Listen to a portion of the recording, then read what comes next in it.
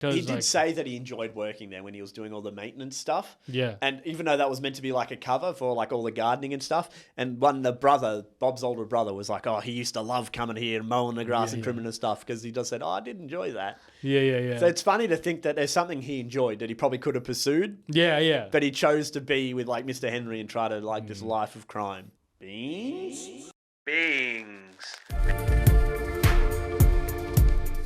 Hello, we are MovieBeings. I'm Tim. I'm Darren. And today we're going to be talking about films from a director. We're starting off with Wes Anderson and his first movie, Bottle Rocket. Bottle Rocket. Which is a very interesting movie to start with because he's very much known for his kind of quirky, unlinear storytelling and like different way of telling, like showing and shooting a movie.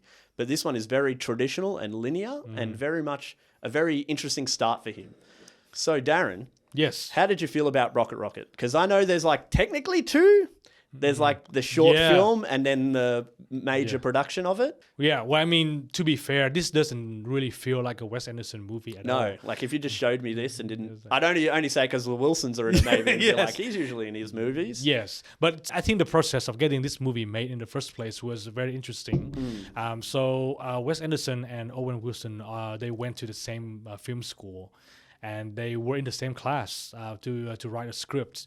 And I think this is just one of their assignments. I mean, nothing pushes you to become a star director more than like the fear of failing a class. Yeah, get this done. Okay. So they came up with a script together. So Owen Wilson co-wrote this movie. And they came up with a 13-minute short movie, which is still on YouTube, in black and white still, I believe. Classic. And they put this movie onto the Sundance Film Festival, trying to attract some attention, hopefully to get some sponsorship. But I think it didn't work out how they wanted to be. They got no interest whatsoever. But as luck would have it, I think this is one of those miracles that we hear about a lot. So one a screenwriter who is friend of the Owens family. They brought the script to Barbara Boyle, who is friends with another executive vice president, Miss Platt. And Miss Platt brought the script to James L. Brooks, who is the owner of the Brooks production company. And turns out Brooks has a deal with Columbia Pictures. So they agreed to make a low-budget film of his choice. Well, there you go. Worked out. And then he's like, oh, I got the script. I like this movie. And one of the reasons why he likes this movie is because, one, nobody has ever heard about any of these guys. Who is the Owen brothers. And then and also he likes the offbeat humor. It's not like... Yeah. It definitely doesn't follow like... It definitely doesn't feel like a Wes Anderson movie as you think of it, but it doesn't feel normal. It doesn't like follow the normal convention of storytelling, I feel. Yeah. Even for the 90s this is made in. Yes. And and then he so after he decided to make this movie, he went to meet up with Wes Anderson and the Owen brothers. During this time, all of them were sharing an apartment. All of them. In one apartment. And he came over and he was like, what is this? What is this place? And even Owen Wilson was saying like, oh, he was shocked to see our condition. And James during one of the interview, he said, okay, so what if I didn't make this movie? What would happen to you boys? Like, you guys were literally just hanging on the thread. Like, you were earning no money and you're pretty much going to get evicted at some point. But again, this sounds like a miracle, right? So they decided to make this movie, but the first conversation that they had was I think like 200 plus pages of script. And there was no way they could turn that into a feature-length movie with a small budget, mind you. So they had to go through 18 months of rewrite. Oh my gosh. And pretty much like, they cut out a lot of things. But during this time, James mentioned that the conversation that he had with Wes was interesting because Wes was really opinionated. He was trying to protect the movie. And well, they got through it at the end, and they cut down the script, and they got a budget of $5 million. I mean, during 1990s, during the 90s, it's a massive amount of money. It's not too bad, honestly. For I wouldn't imagine have $5 million now, Tim. Even well, I don't know how good the movie would be, but but yes, so they got the movie made, and with a small budget. Unfortunately, the movie didn't perform so well, which I'm not too surprised with. Like, even this is the first time I watched it, and it doesn't feel like attracting like a big audience, or even like I don't think it does. Like, I think it does have some interesting points in it, but it's not like unique enough to be like, oh, this is kind of going to be like a little hit on its own or something. Yeah. So based on my research, with that budget, they even went to the theaters, and all they could get back was $500,000, which was still surprising to me. Like, someone actually would pay $500,000. Enough people would pay $500,000. But yes, unfortunately, that movie didn't really bring Wes Anderson to stardom. No. But I think it's still got some interesting points, and I guess we can talk about the movie now, or yeah. I'm happy to move on, but I was also going to say, like, even starting out, like because usually it is like always like they usually have produced their own film to start with. But obviously if they have no one to back them, that's why they're so desperate to try to find somebody. Yeah. And they're lucky that it's like a friend of a friend of a friend that they got in, which is kind of crazy. Like, if that didn't happen, maybe they didn't, would have never happened. Maybe Wes Anderson, or even Owen Wilson, who probably had a pretty big career as well. Yeah. Well, even Luke Wilson had a pretty decent career. Yeah. Like, maybe none of that would have happened if they didn't get this first movie off the ground. Yeah. And this is why I mentioned that this sounds like a miracle. But the thing is, one of the things that I really like about this story is if the studios, I'm pretty sure they are doing this, but if they do this more often, if they take chances. Well, that's what I mean. More directors, right? I think there's more chances, but because we're streaming now, I think it's more of a weird. I think they're more interested in people that are going to watch something and then like be interested in a little bit. Like, it's always such a weird way to think of films now, because we're in such a different landscape compared to like in the 90s. It was theater. It was never going, we couldn't go online to watch something. And even like DVDs weren't even out in the 90s. It was still VHS. Yeah. So it wasn't like, it was still an experience to go watch a film. Yeah. Where now it's like you can click on Netflix and watch something, and after 10 minutes you're like, oh, this is boring as hell. Yeah. And not even watch it ever again. Yeah. But sometimes Netflix and streaming, they want something that's going to get clicks more than like, maybe last a bit longer. Like this, I think this is an interesting film, but maybe not. Like, it isn't like, I wouldn't say like a super interesting film. It's got stuff going on for it, but I can see where this is like a first film for someone, which is crazy to think about. Like, $5 million, here's your first film. Yeah. And this actually turned out all right, honestly. Like, you think about it, like, I don't know. It's not too bad. I honestly wouldn't have done this well. And I was like, I think it's interesting as well, because let's say if this is the first movie made by someone, if that director didn't turn out to be Wes Anderson, maybe we wouldn't be, we wouldn't have this conversation today. Yeah, exactly. Could have just been anybody. Yes. That's the thing. Yes. That's what makes it interesting. Yeah. This is such a short journey, because after this movie, he made Rushmore, which turned him to a household name. Because what was that, the year after? I think it was 1 or 2 years after. So it wasn't long after, really. Yes. So literally, like, he was just like steps away from stardom. So this is like such a miracle. Especially with directing, because I think you can easily get caught into like the directing landscape and just kind of get caught in a weird spot. But he's got carved out his own kind of view. Like you said before, when they were like trying to make this movie, he had a vision for it and didn't really want to strip down on it, which I think is important for a director. Yeah. Because I feel like, especially now, there's so many movies where the heads are going to be like, this is what I want out of this film, this is what you're doing, this is what you're directing. Yeah. And that's what the director will do. Where this, like Wes Anderson's like, I'm doing it how I want to do it. You can definitely see in his other films, it's like, I'm doing it my way. And I'm not fussed about how it's received or how other people do it. Because it's funny, because like he gets a lot of good actors. Because they're interested in his films and the way he does things, which is always interesting as well. Because when I think of his movies, I do think people don't correlate as well. Because I do think it's like a weird, I don't even know how I would describe his directing style, because it is a little bit all over the place, but it is interesting. Like, it isn't just cookie cutter, just here's like another movie. He does have an interesting way of telling a story and even filming a movie. Yeah. And I think, for him, he's a very good representation of like where would you draw the line? Because let's say if you are a big studio, the thing that you want to do is just to make money. But then like if you make a bet on a no-name director, most likely, this at the end of the day, it's your money. If you pay someone that you would want to control your investment. Yeah, you want as much as you can. You want to get something back out of it. Yeah. Because even if it like what they think is, it's more even if their little movie doesn't work, but if they can see they're a good director, they think, oh, maybe if I put him on for this, I can cut him in to do like a big budget movie for him. I think that's how it works. It used to work most of the time. It's like I'll get him in on their movie, and then later down the line, I'll get him to do a big like blockbuster movie and direct it. Yeah. But it is an interesting. Directing is such a weird landscape now as well. And I think like it's actually more interesting to talk about the directors and the writers than talking about the celebrities, because without the directors and the writers, there will be no stories, there will be no movies to be made. Well, that's right. Like the actors help convey what the movie's trying to do, but without the directors and the like screenwriters and all of that, we wouldn't have a lot of our like favorite films, and it's kind of crazy, like.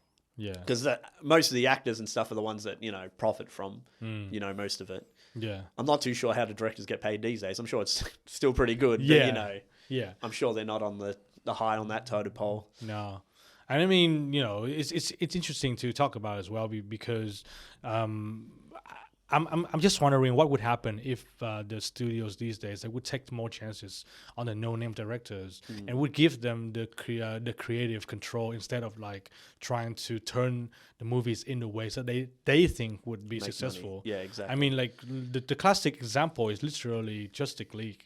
The Warner Brothers, they want to make it more like Marvel, and then they think that this is how it's supposed to be, but then they didn't realize that the director of Marvel made it successful because of his style, and then just make it like him. But then he and they hire a different director to do so, and they hope it's just going to work out because he's had success with it. Yeah, exactly. But it's never that simple. That's the sad thing. Yeah, I mean. Yeah. Like it's so hard to recapture style or even like tell a story the way that it comes across in the script. Yeah. But that's why it's always when someone's invested, like when Wes Anderson is with his films, like he usually gets across what he's trying to convey. Because even in this movie, I do think it does convey something. There is something there. Yeah. I do think it could have been a bit better done, but like we said, it's his first film. It's hard to be like, get to the point where you're happy with how your things are going to be done. But and to be fair, like when someone comes to your door and give you $5 million, I'm pretty sure you are under a lot of pressure as well, especially like, you have to make this movie now. That's the thing as well. Yeah. You're probably like maybe not going into all your ideas, but like trying to keep it a little bit true to its ideal, but also being like, maybe I need to make it a bit more palatable. Yeah, but another point I want to bring up as well, like for me, this is a story of like. Big risk, big return, because during this movie, or I feel like in a sarcastic way, maybe I feel like for this film, because for them it was a big risk or a big return, which is like the story as well. Which it's very sarcastic in Bottle Rocket about their big returns. Yeah. And what I was trying to say is like the return here is from the Wes Anderson's perspective, because here like when someone invests the money into you and then they I'm pretty sure they would have some sort of control over you. And then you're taking a big risk of like fighting with them, trying to get your vision made. But then because of this, now he has his own genre, pretty much his own style. As soon as you watch the movie, you know that it's directed by Wes Anderson. And for me, that's a big return, because I'm pretty sure there are a lot of good directors, but it's very hard for you to distinguish yourself. Yeah, definitely. I definitely would think there's not many directors that you'd be like, I know who that is just by watching the film without seeing the credits. Correct. And I mean, now, his style is very visible, is more obvious than ever. I'm ready to talk about the movie itself. Yeah, let's get into it. Let's get into Bottle Rocket. What do you want to talk about first? So, we're talking about the Wilsons before, but they have a heavy role in this. There's 3 Wilsons in this. Oh, wow, yeah. So, there's Luke. Yes. Owen, and then I can't remember the older Andrew, the older brother was in it. I knew the other 2 obviously, but I didn't even realize they had another brother in this. I mean, I swear that when I saw the cast, I didn't think that Andrew was their older brother. They look a bit different. They don't look like brothers. Because I do think Luke and Owen look similar. Yes, but I didn't pick it at all. Like, and it's funny in the movie that he plays Bob, their mate. who's not related to him. They're his brother, which is funny when he's both of their brothers. Yes. But I think the the Wilson brothers, they turned out a pretty good performance for this, considering they didn't have any acting experience prior to this, which is kind of crazy. Because you can kind of see their chemistry a bit, because obviously they're brothers. Because in this they're friends. Yes. But they do have that kind of like budding friendship that you're like, oh, like young men would have, kind of like, oh, a bit, you know, one like inspired a bit by the other, and the other one's like, oh, this seems like a bit of fun, and he seems cool, and I'll follow him along. Yeah. No, I really like the chemistry between the two of them. But I think out of this movie, Owen's Wilson acting talent really showed. Yeah, it really shows through, because that's what I always like Luke, but Owen in this one, you're like, oh, like he really has some really interesting, like his character's probably the most interesting out of the movie, because there's like a lot going on with his character, so he had a lot to work with, but he seems crazy, like insane. And I think that he really carries the movie. Like he's like the anchoring perspective, even though there are two of them. But I think the rest of the story doesn't happen without his character. No. He's a driving force. Dignan. I'm always going to forget that name. I mean, it is an interesting name. I think after this, I think all of Wes Anderson's characters are going to have interesting names. You're right. So we can kind of go over the movie a little bit now. Yeah. But like we were saying before, it's almost about these three friends, but I think it is more focused on Anthony and Dignan, their kind of like relationship through the whole film. Because at the start, which I thought was a very interesting scene right at the start, which is weird that Anthony's like in a mental institution or in a hospital. Apparently it's a voluntary voluntary mental hospital. Yeah. And his mates talking to him over the ham radio. This is Dignan. He's like, we've made this escape plan. If you follow it to the T, you're going to get out.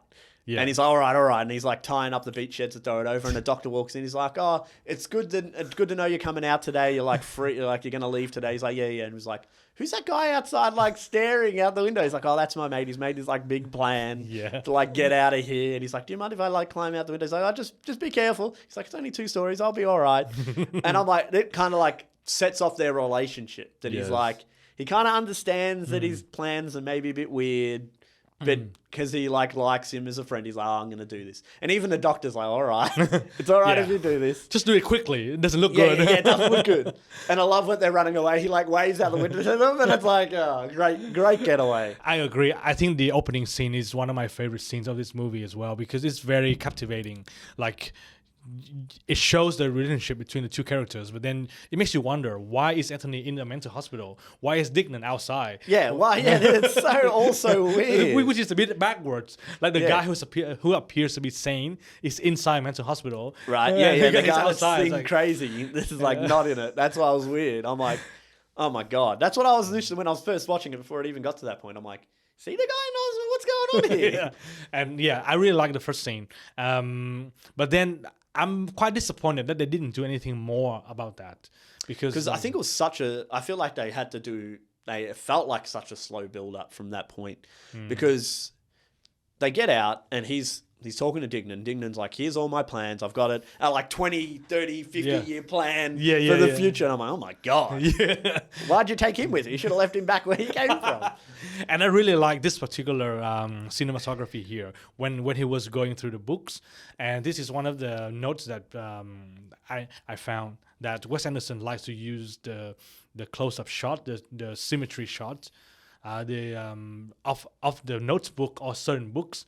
And then he would just go through the pages. It seems to be like one of the signature images that he liked to use. But yes, when we got to the page like 75-year plan, I was like, bro. Yeah, I'm like, come on. I don't think you're gonna live that long. And at the start, because the thing at the start of the movie when they do this whole getaway thing, you're just like, okay, just like a bit of fun or something. You didn't like quite understand what was happening, but as soon as they like get off the bus, they go rob a place. Yes. And they're so casual about it. I'm like, what the hell? Yes. I'm like, they just when that happened, I'm like, did they just rob that place? Yeah. Yes. And then later they talk about it was like his parents' place. It was Anthony's parents' place. And I'm like, what? And then when they got out, he's like, oh, you weren't meant to take the earrings. I got them for my mum's birthday. What are you doing? He's like, well, they were the things of value. I'm like, oh my God. As soon from then, I was already like, okay, Dignan's more of a problem than I already thought he was. And I think I really like the small twists. You know, like during those segments, like there are some small details you recognize. Like, oh, okay, this is not what I'm expecting it to be. Yeah. And then you learn a bit more about the characters. But I think in saying that though, like Dignan and Anthony, they are very likable. Yeah. They're not like harming and like anybody. And that's why it's so weird when they're doing this, like they're breaking into a place and you're like, are they really robbing this place? It just feels so casual how they're like chatting. Because this is like a practice run through for something later. Yes. And then it was so weird because I love this scene as well. So he gets his earrings and he goes sees his little sister. Yes. And his sister sounds like the most adult person in the whole movie. Yeah. And she's like, are you with your friends again? And he's like, yeah. Is it Dignan? Yeah. It's like, you're really with Dignan again. And it's like, it sounds like a mother talking to her son. And it's his little kid sister. And I thought that was great. Because he eventually gives her the earrings. He's like, make sure you give them to mum. He's like, why have you got these? Like, just make sure you give them back to mum. I'm just going to put it in your bag. Yeah. Yeah, but that was a fun conversation as well. And again, like up until this point, I'm still very intrigued to know why Anthony was in a mental hospital in the first place. But again, I don't know why they didn't explore that more. Because they do kind of show on it a bit. So they're at Bob's place. This is their other friend they run Bob. into. And him and Dignan are just sitting on a chair having a chat. And Bob's brother comes. And he's with a girl, and I think he goes to beat up Bob because he did something wrong. He like left one leaf in the pool or something. So he had to go beat the shit out of him or something. Yeah. And the girl's like chatting to Anthony, and she's like talking to him. He's like, oh yeah, I just came out of a mental institution or something. And he's like, oh, what happened? He's like, yeah, it was like someone was talking about water sports too much or something, and it just drove me off the deep end or something. And I'm like, really? That's it? I was like, okay. And then you volunteered to go to a mental hospital? Yeah. Yeah, I really wanted to know. I really, really wanted to know. That definitely feels like a Wes Anderson writing thing of like, why were you in a mental institution? Like, was it something or it was? Oh no, I had a bad discussion about water skiing or something, and I'm like, oh, okay. So why did you take Dignan? Why didn't you leave Dignan there? He's the one that needs to be in the mental institution. Yeah. But that was a bit of a weird scene as well. Like this girl was, and she was very interested in him. Yes. Which I saw it. I'm like, oh, he doesn't come across very appealing. and Dignan was like, but it seems like this is like a running gag of this movie. Like Anthony is like not trying hard, but then he gets all the attention from the girls. Well, I mean, it sounds like something that they would do to their own characters. Hey, yeah. Can you write me a bit of a lady killer? But the thing is, he wasn't interested though. That was the thing. He was like very not interested in the conversation at all. Yeah. I mean, if you are the writer of the movie and your friend would come over and like, hey, I'm not very good with girls, but for this movie, can you write me to be a bit of a lady killer? Maybe, but and it didn't come across that way to me. So anyway, so we're getting to know these characters, and we figured out that the whole plan for them is to go like they're getting this whole heist together. And when you think heist movies, think like a big casino or a big bank, something really big. So they make this big plan. They get Bob, their other mate, because he's got a car, and they need a getaway. They get a getaway car, and he's like, "Why do you need me?" He's like, "Well, you've got a car." But the thing is, I really like the fact that Dignan was trying to convince Bob to sell himself to him. You want to be part of this gang? You have to sell yourself to me. Like, bro, I'm the only one who has a car. You don't have a car. And this whole time, Dignan's been showing Anthony this photo of this gang that he says he's with. Yes. This group he's with. Yes. And this is like the selling point for some reason. Because he's like, oh, we're all gonna go meet this guy, and we're gonna be in the gang, and we're all gonna do crimes together or whatever. And I'm like, okay, Anthony, bro, like, why are you following this guy? Yeah, I know, it's so weird. And then eventually, so they go to do this job, which is insane. So they've all practiced. He's got this meticulous plan, which we find out it's not really that well planned. But where do you think they're going to rob? A bank, a jewelry store. Oh, what about a bookstore? I mean, that's where you keep most of the money. You have a lot of papers in there. Got a lot of paper, maybe not worth money. Yeah, well, I disagree. I think the knowledge is valuable, guys. So they got this plan, and they're trying to they're literally like, oh, we're just going to walk up to the door and I lost my sweater. No, but I think before this, I think they went to and bought a gun. Yeah, they used Bob's money to buy the gun because they needed the gun. But for some reason, I really like this sequence. Wes Anderson turned something quite violent into something a bit endearing. They would just meet up with some guy in the middle of nowhere, and he has a bunch of guns in his trunk. And then they would test out the guns, and they would just, 4 of them would just shoot guns in the middle of nowhere. I was like, this is weird, but then, like, oh, but this is a bit fun as well. Like if you have a bunch of friends, It's like a bonding experience. yeah, and if you want to buy a gun, this is exactly what you would do.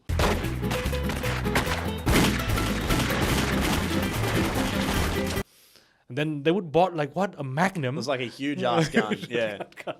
And yes, and then we're back into the big heist, the knowledge. The big bookstore heist. Yes. So Anthony like walks up, is like, "Oh, I left my sweater in here. Can you just like let me in?" That is so stupid. And he's like, "Oh, we're close. He's like, "Oh, I just left it in there. Can I come in?" And he comes in, and then Dignan's like right behind him. He's like, "Oh, I need to get in." And he's like, "No, we're closed." He's like, "Oh, what about that guy?" It's such a weird interaction. Yeah. And then he's like, "Oh, I left my thing in there." He's like, "Oh, no." And then he's like, he grabs out his gun. He's like, "Actually, it's a robbery." And he's like, and they like run off. And they're like, "Oh, where's the money? Where are the people?" And it's like, oh my God. I really love the interaction that Dignan has with the store manager. Yeah. When he gets in there, it's so stupid. He's like, "Give me a bag." Then he got a tiny bag. "Don't you have something bigger?" Like, and then I think he called him an idiot. Yeah. And And he's like, "Oh." they're like, "Don't call me an idiot, you punk." Yeah. And he was like, "Sir." Yeah, I know. It's so weird. But I guess like for the first score, it was successful. They It was got the money. successful. They were not reported to the police. They got Well, away. that's the thing. That was the big other part of the plan was to like get away, right? Yes. And they're going to go run away, which was weird Mm. because it's not like they robbed a bank or like I'm sure it would have been like investigated or something, but it's not like I don't know. It feels very subversive Yeah. of being like we hit this huge bookstore and now we're going to be on the run. 'Cause that's like Yes. the whole idea. They're on the run. Okay. So this whole plan, now that I think of it, like Dignan was like trying to become somebody. Yeah. He wants to be this big like gangster or thief or robber, and it's just so weird. And during this time, Bot brought up a very big detail, but very casually as well. Yeah, I have a whole field of weed behind my backyard, and then we just like what? And then he just like skipped through that details until a bit later over the movie. Yeah, it comes back a bit later in the movie because it's so weird. I'm like, okay, you grow weed. Like yeah. And the thing is, Bob's family is very well off. They're like a rich family, Yeah. which is also, I feel like Bob's doing it more because he wants to be a part of the friend with like some friends because he's Yeah. bullied by his brother and he doesn't really get along with him. Because that's why it's weird. Like, why would he do it? Yeah, like He he doesn't has need no to do reason it. to do He it. doesn't really need to do it. Yeah. The other two, they seem like they always been in a bit of trouble, like Dignan and Anthony. It's like, Yeah. all right. Yeah, But yeah. strange that Bob did it. But so they do this probably and they have this big getaway and they're running away and like, woo, we did it, we got I don't know how much money they made, but it wasn't a lot, I don't A couple think. $100, and the first thing they bought was a bunch of fireworks. Which and it's like, let's go. I think they might have just thought, oh, this would be like a cool scene if they've got fireworks and like shooting fireworks out of the car. I mean, you have to spend $5 million somehow. You sport $4 million worth of fireworks? No, what are you talking about? And I don't remember much about this sequence. Like when they're on the run, where did they go next? On the run is a strong word, Yeah. Darren. They just go to this hotel, right? Yeah. And they're like, oh, well, we'll lay low here, Yeah. wait for the heat to die down. Yeah. And they're all trying to getting to know each other. And then later, I think Bob and Dignan go out somewhere. I can't remember where. They might have gone out to eat or something. Or get a haircut, maybe. Yeah, they went to We'll get a haircut. Yeah. And then he's sitting in the wroom and he sees, why have I forgotten the name? Inez, but she's, why have I forgotten the name? A housekeeper. Housekeeper. Because he saw her, he was having a swim before and saw her before and was just Yeah. staring at her as you do. Yeah. And then he sees her later to clean their room and he's like a bit taken by her. So he's like trying to talk to her up, but she's Spanish. So she kind of doesn't quite get everything he's saying. And they end up spending the day together and hanging out and getting a bit close. And at the end of the day, they come back to their hotel room and they're like trying to have a little party and Dignan and Bob come back. He's like, what the hell's going on here? It's like, That's so what funny. happened? Yeah. There was a bunch of Spanish people Yeah. sitting in the room. It's like, oh, I'm sorry, I'm in the wrong room. Yeah. He's like, oh, am I in the wrong room? And he like walks away. Oh, okay. Like I think the comedy in this movie is very strange. Like it's very different. I think that's what like a bit of Wes Anderson's kind of side. It's just a bit obscure and a bit strange. Yeah. It's just like a bit of an awkward moment. It's just Yes. like, oh, Like, what would you do? It's like, oh, yeah, it is probably not my room. Like, why is there a bunch of, like, Yeah. strangers in here? And then Anthony would come out with a giant jug of margaritas. Hey, who would you like some? Yeah, I would like some. No, at first he's like, oh, weren't you guys getting a haircut? Like, how long does it take to get a haircut? And that didn't even happen because they were getting a haircut. Yeah. And then was Anthony, his brother got caught for the weed, right? No, Bob's brother. Bob. Bob's brother? Yeah, Bob's brother got caught for the weed or something and he's in prison. And he's freaking out and Bob wants to go home now. And then he's trying to talk to Anthony and Dignan, and he's like, "Oh, we're on the run. We'll give it like 24 hours and see if it like gets worse." And obviously Anthony doesn't want to leave because he's got this new girlfriend. Yeah. And Dignan still wants to be in this like persona of being like on the run. So they sleep, and then they wake up the next morning, and Bob's gone, and he's taking the car. I mean, completely understandable. Yeah, right? Yeah. I mean, like, between your family and some friends that you want to impress. Who are a bit of losers that like robbed a bookstore. Yeah, I mean, like, up until this point, I kind of understand what the characters are going through, but I think what this arc is missing is just like some kind of stakes, some kind of conflict. I think there is a bit of conflict, but it doesn't come till a bit later. So after Bob leaves, they're like, "What the hell do we do?" And Dingnan's like, "Oh, we gotta go. We gotta like get out of here again." Yeah. And he's like, "Oh, Inez has like the master key to all the rooms. We can steal the car, like steal someone's keys like that." He's like, "No.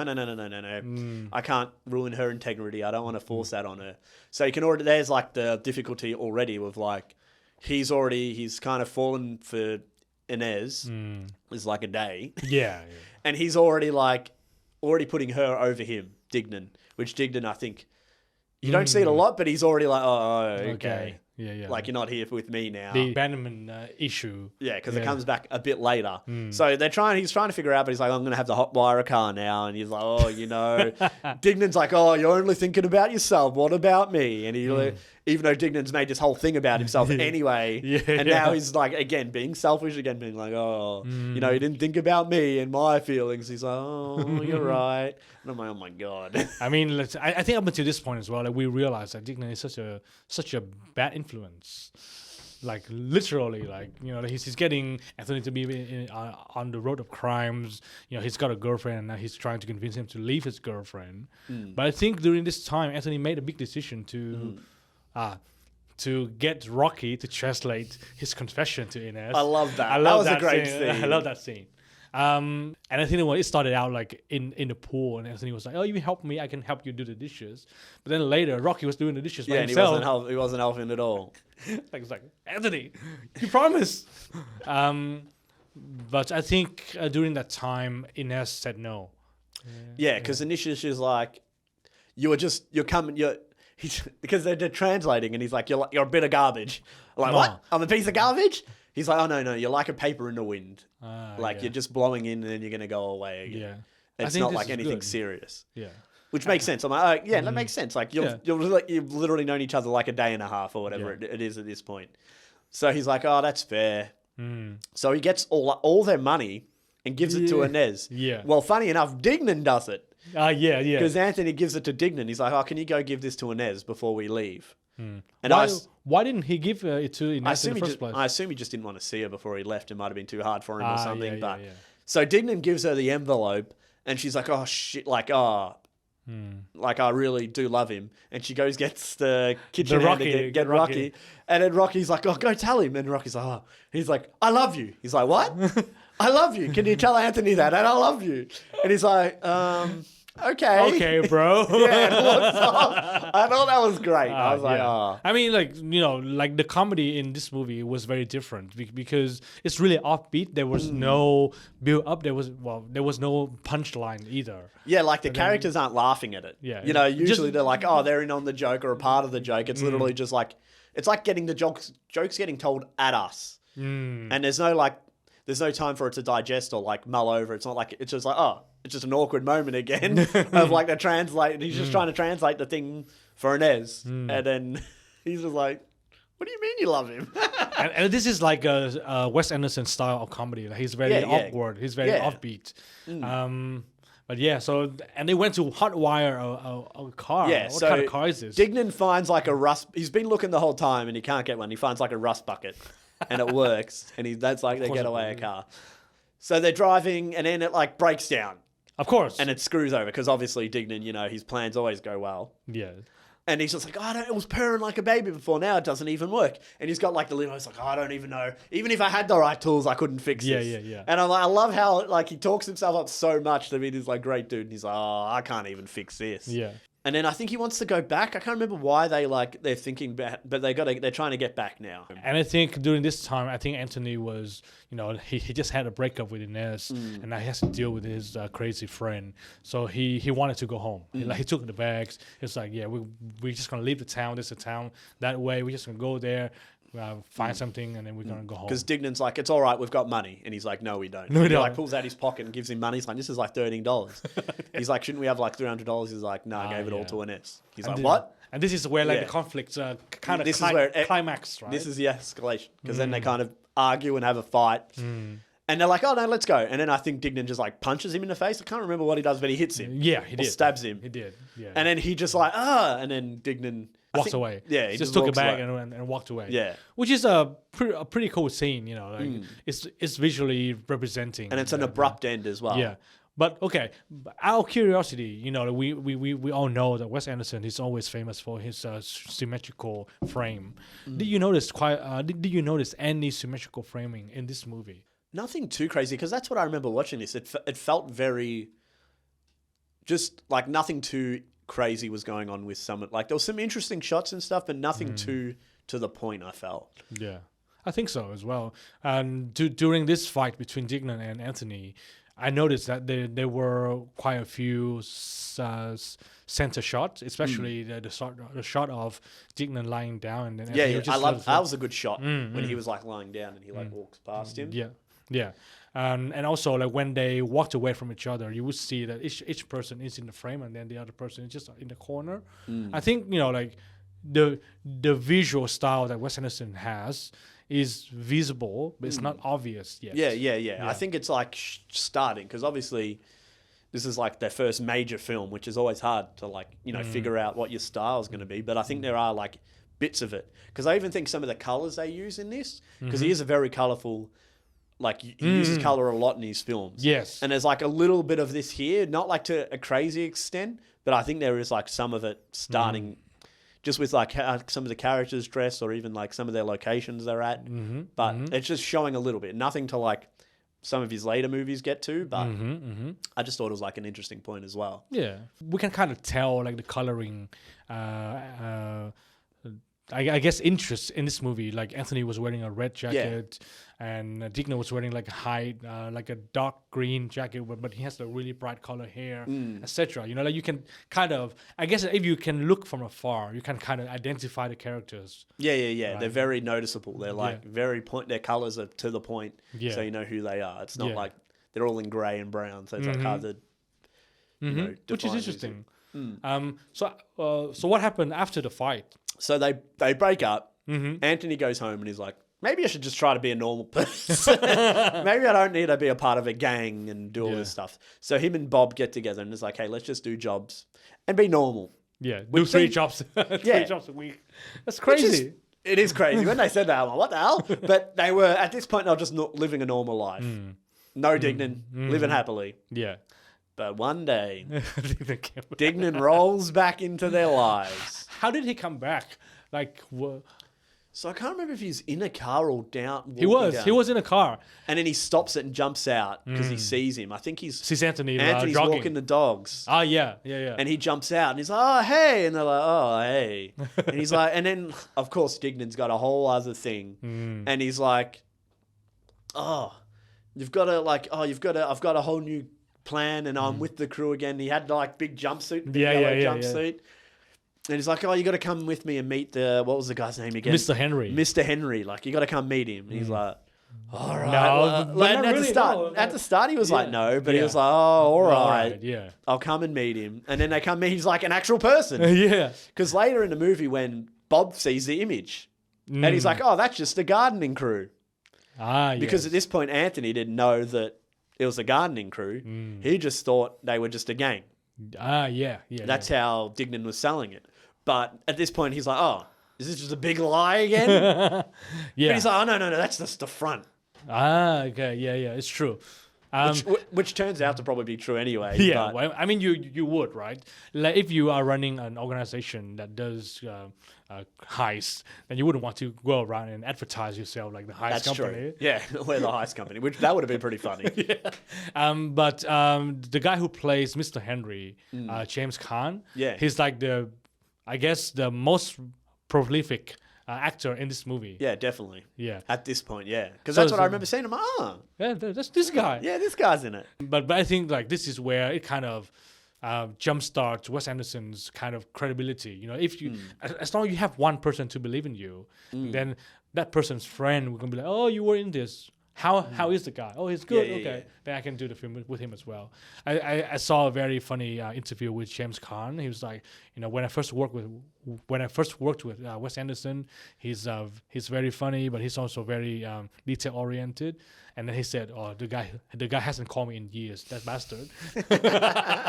I helped him, and then now he doesn't want me to in his movies anymore. But yeah, but James Caan showed up, and what do you think about the names in this They're movie? great. Yeah, Was it like Applejack and Rowboat, Rowboat? It's great. Kumar. Because I think it is a bit like satire again on the whole, idea of crime movies. It's like, here's all the stupid names. Here's all like the nicknames, here's all the nicknames. nicknames. Here's the hideouts. Yeah. And it's all just a bit hilarious. Yes. Oh, so what happened after Anthony met up with Mr. Henry? So he's got another job and he's trying to recruit him. And he's like, nah. I'm like, I've got like this normal life and stuff. And he's like, oh, just think about it. All right, just think about it. And then he goes back to do his normal stuff. And then then Dignan's talking to the boss and he's like, oh, I can't get him to like convince him. He's like, I'll talk to him. So they go to get ice cream. And he's like, oh, mate, he's destroyed without you. He really needs you. He's like giving him the hard sell to like get him back. He's like, oh, really? He's like, yeah, he really needs you.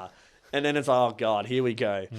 And then Dignan comes back later on the bike, because I remember that scene when he's on the bike in the jumpsuit and he's like running down the driveway again.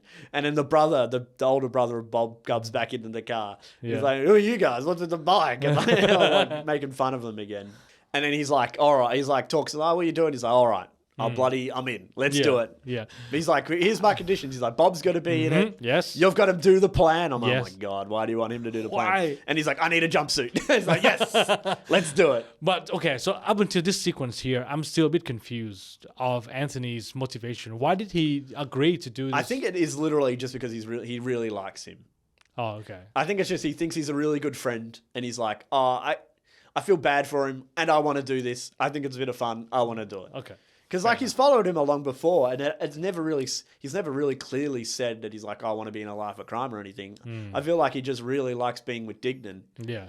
and Fair he enough. finds him a good friend. Yeah. Somehow. Yeah. And then he's just like, he really wants me to do this. Okay. Fair enough. He's like, all right. It seems like a bit of fun. It is fun. I mean, like if your friend's like, "Hey, we're gonna rob this place." Yeah, we're gonna let. And I still love that his first thing was like, as long as you have the plan, and I was like, what? Why? He didn't have the plan before. I mean, but then All these plans have not worked. But okay, so this is also an interesting point I want to discuss as well, because during this time Anthony was away from Dignan and he had like A normal life. A normal life. Like it would seem fine. But then, do you think that I think Anthony was looking for something more, because Maybe, like yeah. without Dignan he wouldn't have met Inez. That's true.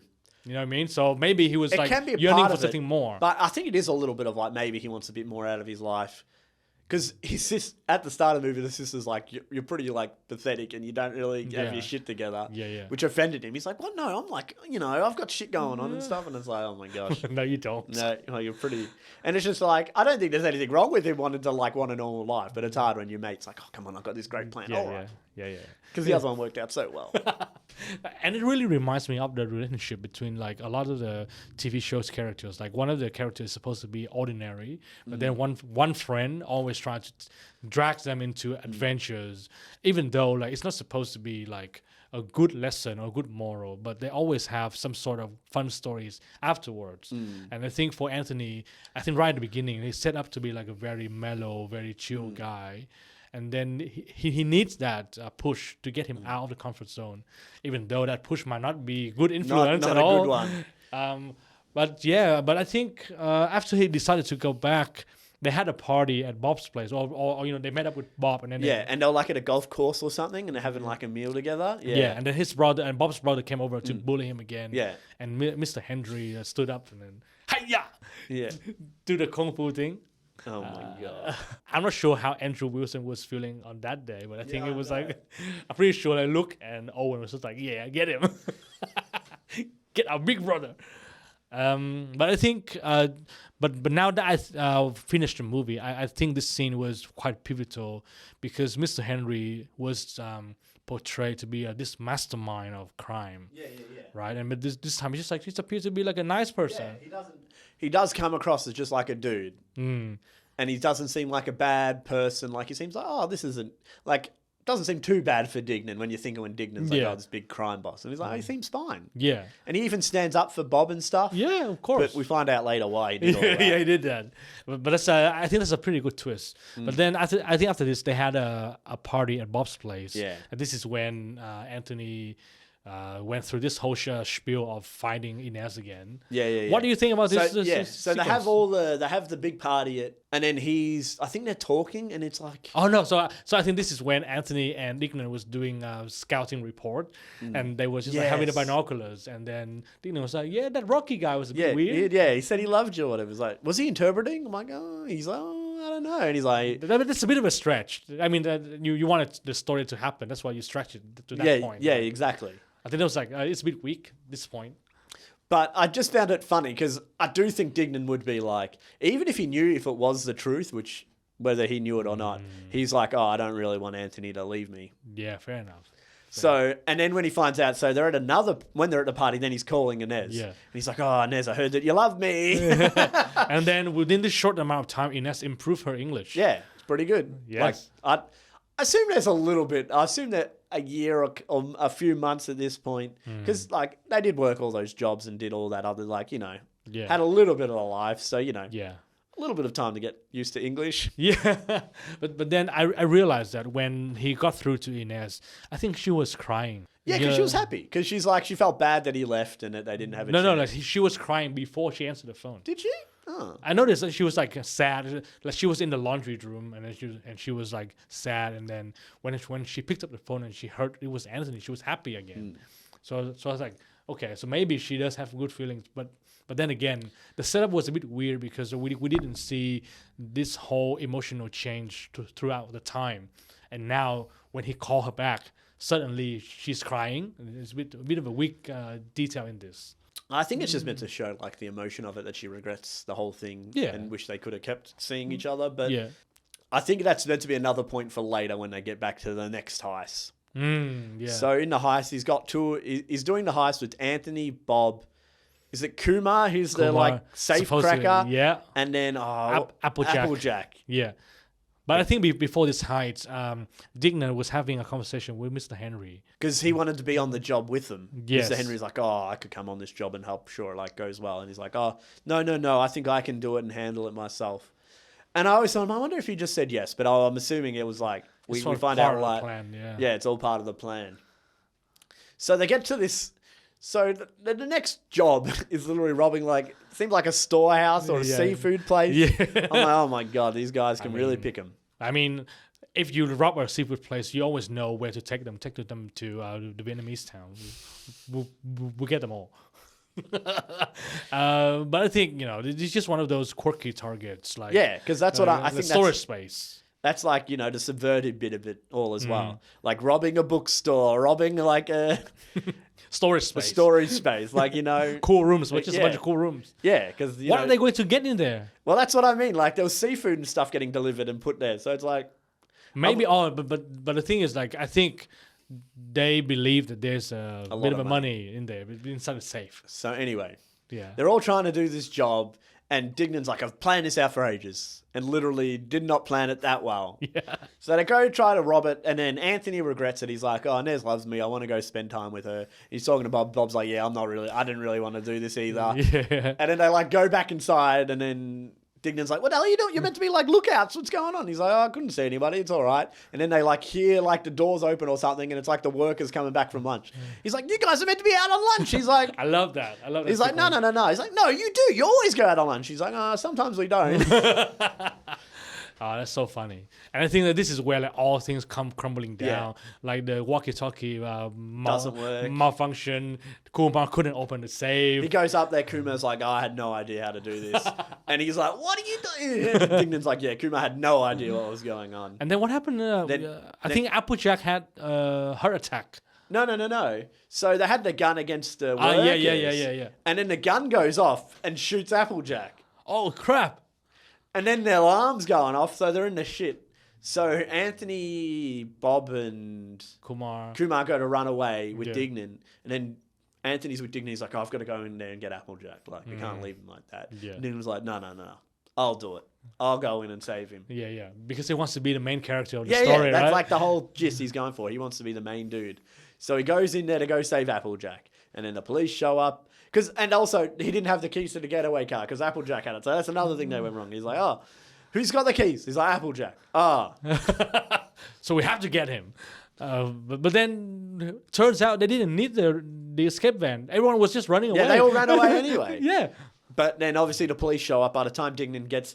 So he gets like... He gets Applejack in the car and then he like locks the door again and he can't get in anyway. And I'm like, oh my God. And then, He was trying to run away. and then he runs away from the police and they catch up. But he ran back inside. He ran back inside. And he gets caught in the cool room and then they grab him. I And mean, they beat the shit out of him. I mean, do you blame them? Well, I guess you're not meant to beat the shit out of people. It wasn't like... He ran away. It's not like he tried to shoot them or anything. Yeah. But then, after we figure this out, Mr. Henry is robbing Bob's place. He's there with the big van smoking a cigarette with a boatman, his other... Rowboat. And they're like just taking everything out of the house. Such a good twist. And I was like, Now it makes sense. now it all makes sense. Yeah. But then it even thinks back to like earlier in the movie when Dignan, they go to rob his place. They go to rob Anthony's place. And I'm like, wonder where he learned that from.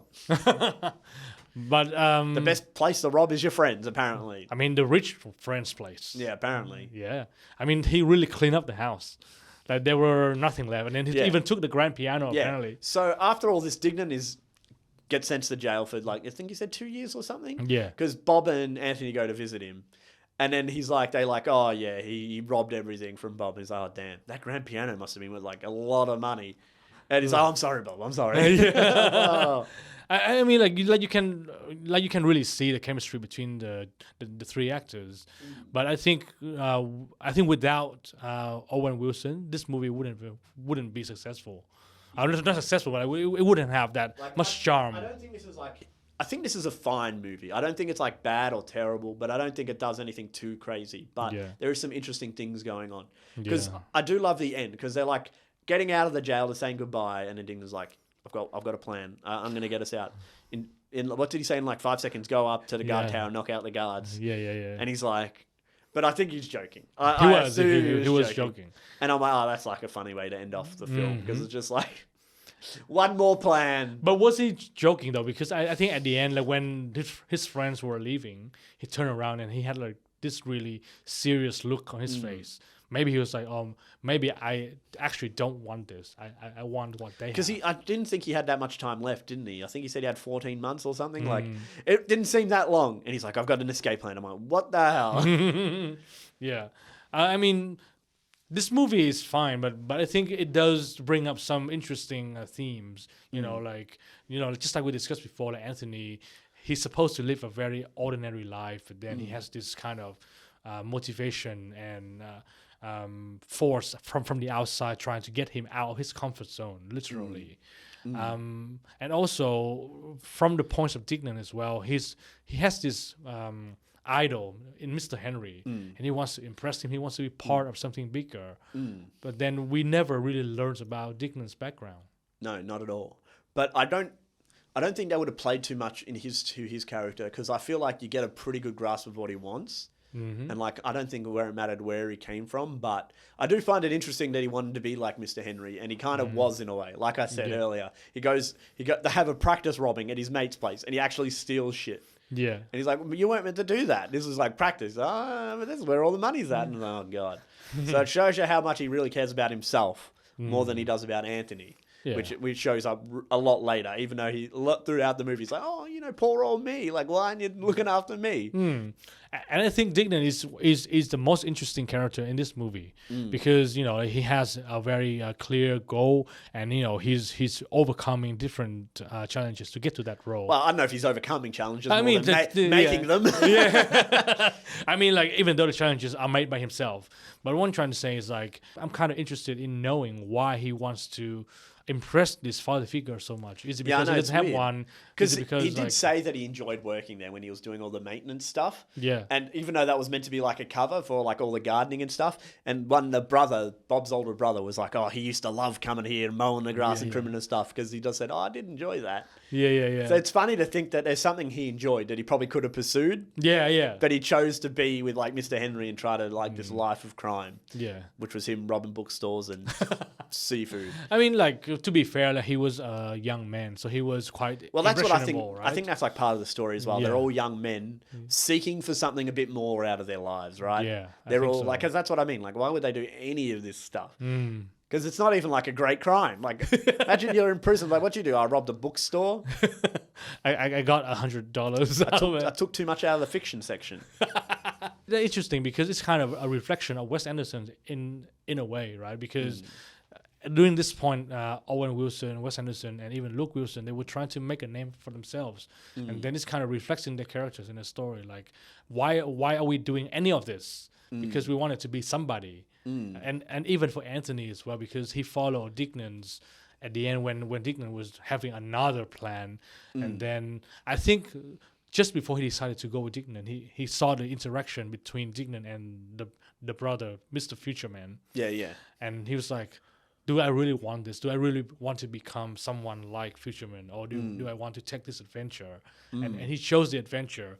And I think this kind of reflection, because a lot of the stories are just the reflection of the writers, right? So I think during this time, the Wes Anderson is like, I just want to make a movie. Yeah. And I'm now making one. I might as well send my message in this. And in terms of the acting, like the actor who portrays Bob is my least favorite, to be fair. Which is fair enough. I think, like, I do agree with Owen Wilson's probably the strongest. I think Luke does all right. Like, I do think their chemistry is quite good when they're, like, interacting with each other and stuff.